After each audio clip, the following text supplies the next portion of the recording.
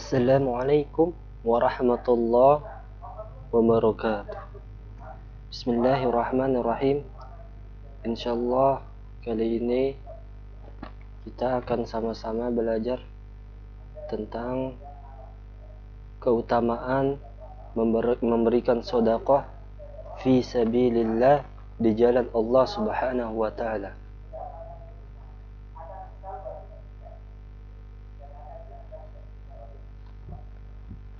Suratul Al-Baqarah. A'udzu billahi minasy syaithanir rajim. Bismillahirrahmanirrahim. Mathalul ladzina yunfiqun amwalahum fi sabilillahi kamathali habbah anbatat sab'a sanabila fi kulli sumbulatin mi'atu habbah wallahu yudha'ifu liman yasha wallahu wasi'un alim. Allah Subhanahu wa taala berfirman di dalam surat Al-Baqarah, "Matsalul ladzina yunfiquna amwalahum fi sabilillah", perumpamaan seorang yang menyedekahi hartanya di jalan Allah Subhanahu wa taala, kamatsali habbah, seperti satu butir biji, ambatat sab'a sanabila, yang mana dari satu butir biji tersebut tumbuh menjadi 7 cabang. Fi kulli sumbulatin mi'atu habbah, dari setiap cabang tumbuh menjadi 100 cabang. Wallahu yudha'ifu liman yasha, bermula Allah yang melipat gandakan apapun yang dikehendaki. Wallahu yudha'ifu liman yasha wallahu wasi'un alim, bermula Allah yang maha menganugerahi segala sesuatu lagi maha mengetahui. Alhamdulillah, salatu wassalamu ala rasulillah. Puja-puji syukur kehadirat Allah dan salawat serta salam yang tak pernah putus selalu kita panjatkan kepada Rasulullah sallallahu alaihi wasallam. Ingat, di alam dunia ini ketika kita mau menghadiri tempat, menghadiri wilayah, pastilah kita mempergunakan kendaraan. Bohong ketika kita berjalan dari sini sampai ke Jakarta tanpa kendaraan. Bohong ketika seorang berkata jalan dari sini sampai ke Papua, jalan dari sini ke Palembang, dari sini sampai Madura. Bohong, pasti dia mempergunakan kendaraan. Kendaraan pesawat terbang akan sampai ke Papua perjalanan 8-9 jam dan lain sebagainya. Pesawat mungkin lebih ringkas waktunya. Kalau perjalanan darat mungkin berhari-hari sampainya. Segala sesuatu memiliki kendaraan, mesti berkendaraan. Pulang kampung pasti kita berkendaraan. Kalau kita tidak memiliki kendaraan, kita bisa menyewakan kendaraan. Ini yang berkaitan dengan dunia, manusia tidak terlepas dengan kendaraan. Kalau urusan dunia saja kita membutuhkan kendaraan, bagaimana urusan akhirat? Sangatlah membutuhkan kendaraan, membutuhkan fasilitas kendaraan. Dan kendaraan yang terbaik yang menemani kalian adalah amal. Pada malam hari ini kalian duduk di majelis ilmu, duduk di majelis ta'lim, tiada lain adalah karena apa? Karena ingin mendapatkan kendaraan nanti ketika kalian wafat. Seorang umurnya 70 tahun, 80 tahun sudah lemah, itu umur dunia. Ketika ia meninggal dunia, masuk ke dalam lubang yang bernama lubang kubur, ratusan tahun, ribuan tahun, bahkan jutaan tahun masa menunggu sampai hari kiamat tiba, berarti sudah membuktikan dunia sementara, akhirat selamanya. Kalau kalian tahu dan kalau kalian pahami, kalian sadari bahwa kita ini sangat membutuhkan kendaraan akhirat, maka dengan secara sadar pasti kita akan mendatangi majelis ilmu. Pasti kita akan mendatangi tempat yang bisa menyelamatkan kita di alam dunia sampai di akhirat, mana? Yaitu adalah majelis ilmu. Ketika seorang berjalan dari tempat kejauhan menghadiri majelis ilmu, setiap langkahnya dicatat ibadah 1 tahun hanya di bulan suci Ramadan. Tidak ada pahala sunnah dibalas pahala wajib kecuali di bulan Ramadan. Kemarin dibahas riwayat Sayyidina Anas bin Malik radhiyallahu an.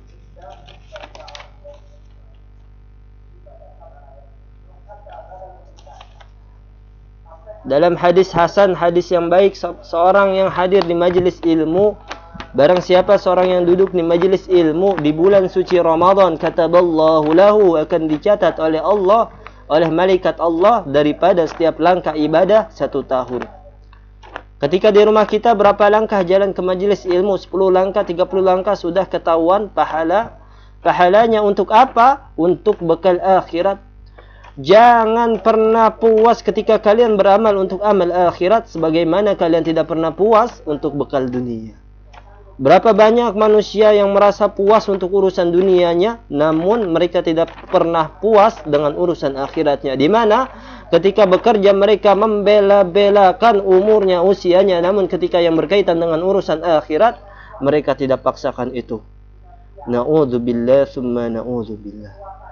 Berapa banyak seorang yang bekerja menghabiskan masa mudanya sampai datang masa tuanya, alih-alih dengan berfikir bahwa nanti setelah tua saya akan bertaubat, setelah tua saya akan rajin ibadah. Ternyata setelah tua lemah tubuhnya, ibadah pun kualitas ibadahnya sudah menurun.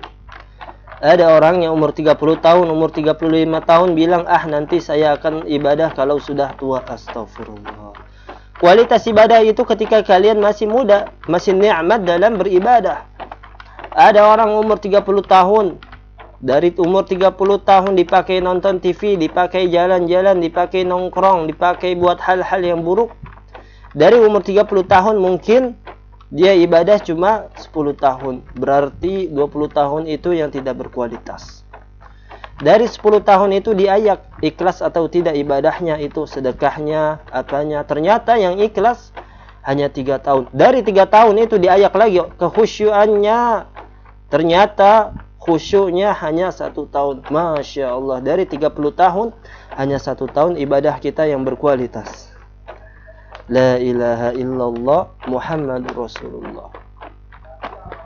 Ibarat panen, ketika ada suatu kebun memanen suatu buah, maka dari hasil panen tersebut akan dicek mana buah yang berkualitas dari hasil panennya. Ketika berkualitas akan dipisah masuk ke sortiran. Yang berkualitas harganya akan mahal.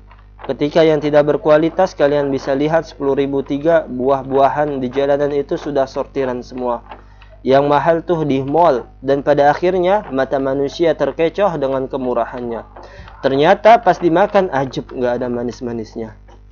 Ketika kita beli di mall harganya bisa manis, padahal bentuknya sama karena disortir.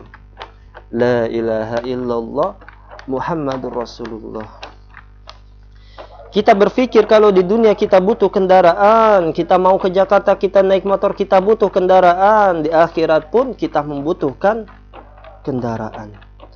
Dan hidup kita yang paling lama demi Allah hanya di alam akhirat. Belum sampai di alam akhirat, di alam kubur pun sudah merasakannya. Masya Allah.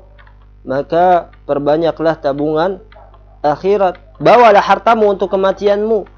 Jangan kita punya uang maunya cuma kita pakai untuk dunia saja. Rugi kita punya ATM buat dunia doang, rugi. Wallah rugi. Kenapa dikatakan rugi? Karena itu tidak akan pernah kita bawa mati. Seorang yang bijaksana itu adalah seorang yang mau hartanya dibawa mati. Gimana caranya? Titipin dulu ke masjid-masjid, titipin dulu ke anak yatim, titipin dulu ke majelis ilmu, titipin dulu ke ulama-ulama. Apa arti nitipin? Arti nitipin di sini adalah sedekahin. Maka Allah Subhanahu wa taala berfirman, "Matsalul ladzina yunfiquna amwalahum fi sabilillahi kamatsali habba أنبتت 7 سنابل في كل سنبلة 100 حبة والله يضاعف لمن يشاء والله واسع عليم." Perumpamaan seorang yang menyedekahi hartanya fi sabilillah, di jalan Allah Subhanahu wa taala, sama seperti satu butir benih, yang mana satu butir benih itu tumbuh menjadi 7 cabang, dan setiap cabangnya tersebut tumbuh 100 cabang. Masya Allah. Ente punya satu nih, ente nanam sedekah nih. Allah maha dermawan, Allah maha mulia. Adil gak kira-kira? Adil. Allah Subhanahu wa ta'ala ketika kalian sedekah 1 kali, maka Allah balas lipatan kali lipat. Lipatan kali lipat. Orang minjem duit sama ente, ente bungain, yang untung siapa?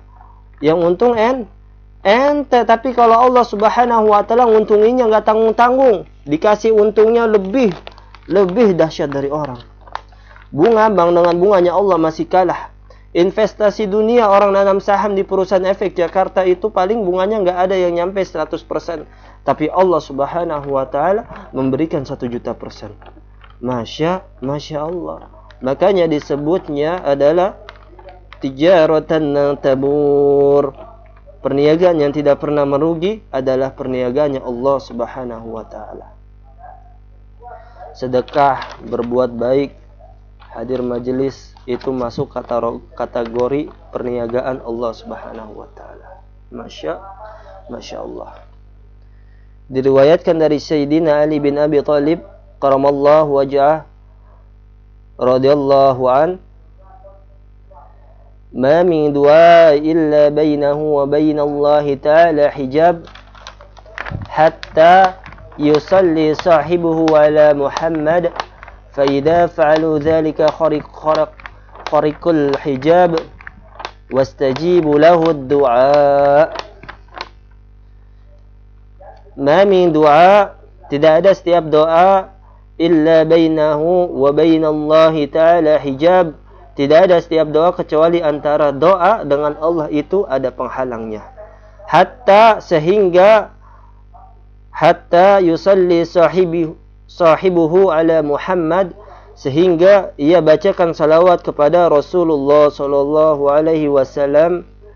Fa idza fa'alu dzalika kharaqul hijab wastajibu lahu ad-du'a, maka ketika seorang membaca salawat kepada Rasulullah sallallahu alaihi wasallam, maka terbukalah hijab sehingga dikabulkanlah doa itu.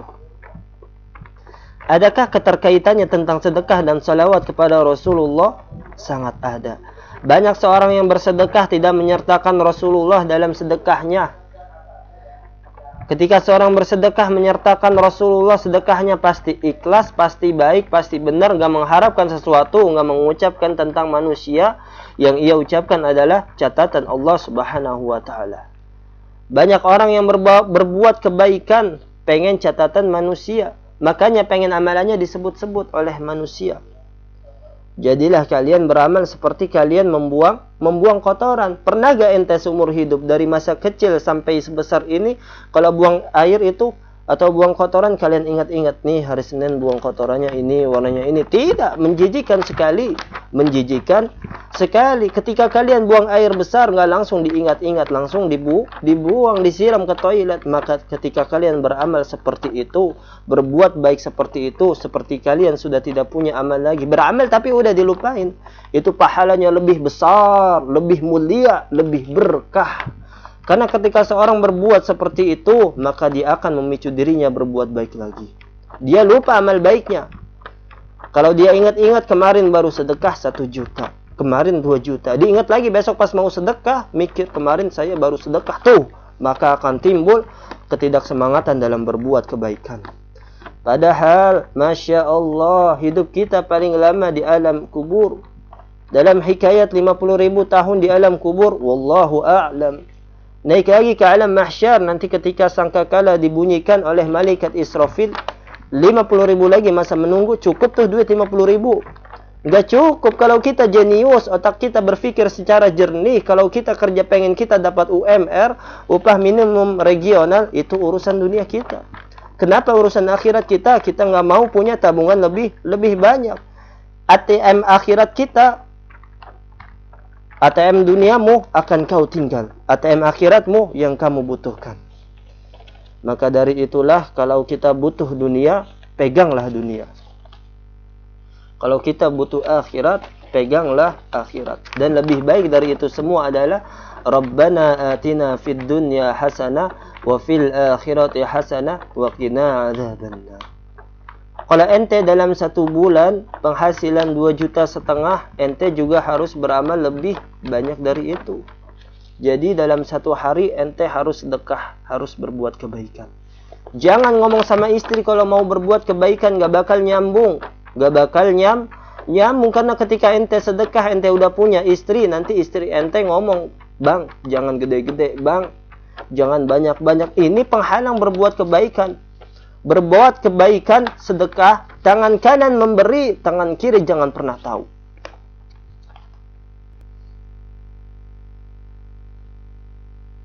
dari sahabat Anas bin Malik radhiyallahu an bersabda Rasulullah sallallahu alaihi wasallam, "Lamma khalaqallahu ta'ala al-ard," ketika Allah Subhanahu wa taala menciptakan bumi, wa taharrakat khalaqal jibal, maka Allah Subhanahu wa taala menciptakan pula gunung. Fawadhaha 'alaiha, sehingga di atas bumi itu terdapat gunung-gunung. Fastaqarat, sehingga berwibawa bumi dengan gunung-gunung. Fata'ajjabal malaikah, maka ta'ajub malaikat dengan kewibawaan gunung-gunung. Wa qalu, dan malaikat bertanya kepada Allah, "Ya Rabbi, hal min khalqika syai'un asyaddu minal jibal?" Wahai Allah, adakah ciptaanmu yang lebih dahsyat dari gunung? Qala, Allah Subhanahu wa taala berfirman, "Na'am, ya ada. Al-hadid, baja, lebih dahsyat dari gunung." Faqalu, maka malaikat bertanya lagi, "Ya Rabbi, hal min khalqika syai'un asyaddu minal hadid?" Wahai Allah, masih adakah benda yang lebih dahsyat dari besi baja? Qala, maka Allah Subhanahu wa taala berfirman, "Na'am, ya ada.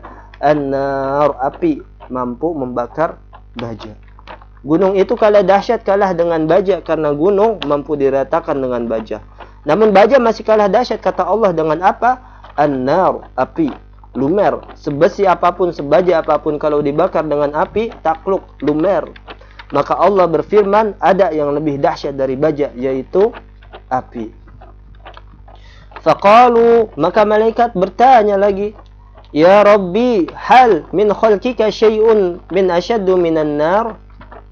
Wahai Allah, adakah benda yang kau ciptakan yang lebih dahsyat dari api? Qala, maka Allah Subhanahu wa taala berfirman, "Na'am, ada. Ada wahai malaikatku." Apakah itu? Al-ma, adalah air. Api kalah dengan air. Faqalu, maka malaikat bertanya lagi, "Ya Rabbi, hal min khalqika syai'un asyaddu minal ma?" Wahai Allah, adakah benda yang kau ciptakan lebih dahsyat dari air? Qala, maka Allah Subhanahu wa taala berfirman, "Na'am, ya ada. Ar-rih, yaitu angin." Kalah air dengan angin, ditiup jadi tsunami. Faqalu, maka malaikat bertanya lagi. Memang sifat malaikat suka berinteraksi dengan Allah Subhanahu wa taala, suka bertanya-tanya. Ada malaikat yang berzikir aja. Ada malaikat penjaga singgasananya Allah. Dan ini adalah malaikat yang berbincang-bincang kepada Allah Subhanahu wa taala. Maka malaikat bertanya lagi, "Ya Rabbi, hal min khalqika syai'un asyaddu minar rih?" Wahai Allah, adakah ciptaanmu yang lebih dahsyat dari angin? Qala, maka Allah Subhanahu wa taala berfirman, "Na'am, ya ada." Apakah itu? Ibnu Adam yatasaddaqa sadaqatan biyaminihi yakhfiha 'an shimalihi fahuwa ashaddu minhu. Ada yang lebih dahsyat dari itu semua. Gunung kalah, baja kalah, api kalah, air kalah, angin kalah. Dengan apa? Ibnu Adam yatasaddaqa sadaqatan biyaminihi yakhfiha 'an shimalihi fahuwa ashaddu minhu. Yaitu seorang anak manusia yang menyedekahkan hartanya dengan tangannya, namun tangan kirinya tidak mengetahuinya. Masya Allah. Dahsyat apanya? Dahsyat pahala nilainya, keberkahannya, dunia wal akhirah melimpah ruah untuknya.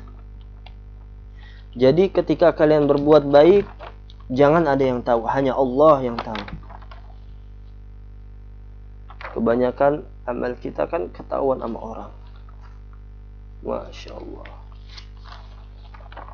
Halnya kecil, orang yang sedekah besar banyak, besar dia sedekahnya. Orang kaya, wah sedekahnya ratusan miliar, dia sedekah sama ente. Orang susah sedekahnya cuma 10.000.